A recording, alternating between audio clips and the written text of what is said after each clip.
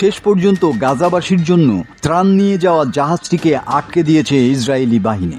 গাজাগামী ত্রাণবাহী জাহাজ ম্যাডেলিন থেকে ভিডিও বার্তা পাঠিয়ে আন্তর্জাতিক সহায়তা চেয়েছেন সুইডিশ পরিবেশবাদী গ্রেটা থুনবার্গ। ভিডিওটিতে গ্রেটাকে ফিলিস্তিনি কেফিয়া পরিহিত অবস্থায় হাতে ফিলিস্তিনের পতাকা নিয়ে কথা বলতে দেখা যায়। গ্রেটা থুনবার্গ বলেন, আমার নাম গ্রেটা থুনবার্গ, আমি এসেছি সুইডেন থেকে। বর্তমানে আমরা আন্তর্জাতিক জলসীমায় আছি, যেখানে আমাদের জাহাজ আটকে রাখা হয়েছে। দখলদার ইসরায়েলি বাহিনী অথবা তাদের সহযোগী বাহিনী আমাদের জোরপূর্বক ধরে এনেছে।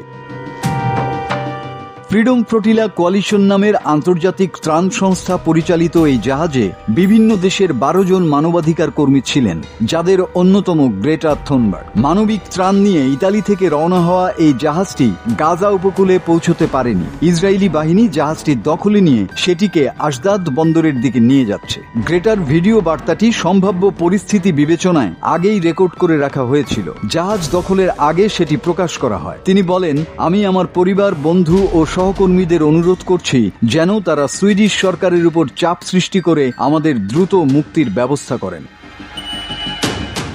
ইসরায়েলের পররাষ্ট্র মন্ত্রণালয় এক্সে একটি বার্তায় জানিয়েছে, ম্যাডেলিন জাহাজটিকে আটক করে নিরাপদে উপকূলে আনা হচ্ছে। তাদের ভাষায় এটি সেলফি ইয়ট এবং এতে থাকা ব্যক্তিরা সেলিব্রিটি। এদিকে ফ্রিডম ফ্লোটিলা কোয়ালিশনের পক্ষ থেকে জানানো হয়েছে, ইসরায়েলি বাহিনী জাহাজটি দখলে নেয়ার পর যাত্রীদের সঙ্গে সব ধরনের যোগাযোগ বন্ধ করে দিয়েছে। টেলিগ্রামে পোস্ট করা একটি ছবিতে দেখা যায় ত্রাণকর্মীরা হাত উঁচু করে বসে আছেন, যা দখলের সময়ের দৃশ্য বলে দাবি করা হয়েছে। সংস্থাটির বিজ্ঞপ্তিতে বলা হয়েছে, জাহাজটি গাজার জন্য বিশেষভাবে প্রয়োজনীয় ত্রাণ সামগ্রী বহন করছিল। এর মধ্যে রয়েছে চিকিৎসা সরঞ্জাম, ময়দা, চাল, শিশুদের দুধ, ডায়াপার, নারীদের স্যানিটারি পণ্য, পানি বিশুদ্ধকরণ কিট, ক্র্যাচ এবং শিশুদের কৃত্রিম অঙ্গ।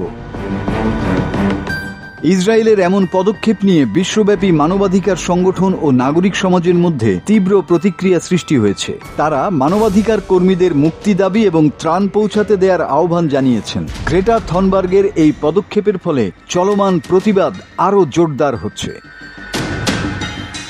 মাসুদ হাসান, বাংলা টিভি।